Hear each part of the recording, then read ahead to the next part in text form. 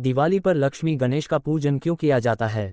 दोस्तों, क्या आप जानते हो कि दिवाली में लक्ष्मी जी के साथ विष्णु जी की जगह गणेश जी को क्यों पूजा जाता है?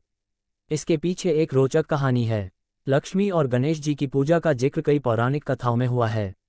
एक समय की बात है जब किसी वैरागी साधु को राजाओं की तरह सुख भोगने की लालसा होने लगी। इसलिए वह लक्ष्मी जी की आराधना करने लगता है।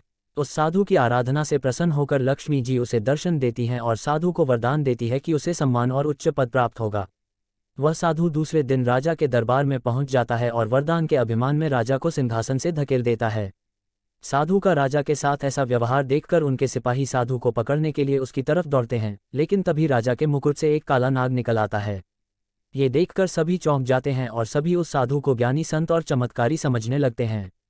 वहां दरबार में मौजूद सभी उस साधु की जय जयकार करने लगते हैं।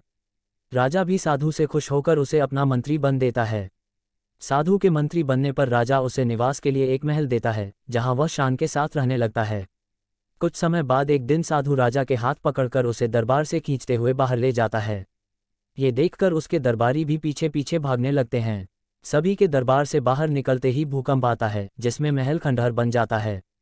सबको लगता है कि साधु ने उनकी जान बचाई। इससे साधु का सम्मान और बढ़ जाता है। ये देखकर साधु में घमंड की भावना जागृत हो जाती है। इसके कुछ दिनों के बाद एक सुबह साधु राजमहल में घूम रहा होता है, तभी उसकी नज़र गणेश जी की मूर्ति पर पड़ती है। साधु को वह प्रतिमा अच्छी नहीं लगती, तो वह उसे हटवा देता है।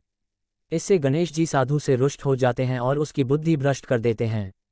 इस कारण वह हर काम उल्टा पुल्टा करने लगता है। इससे राजा साधु से क्रोधित होकर उसे कैदखाने में डलवा देता है। साधु कैदखाने में ही फिर से लक्ष्मी जी की पूजा आराधना करने लगता है।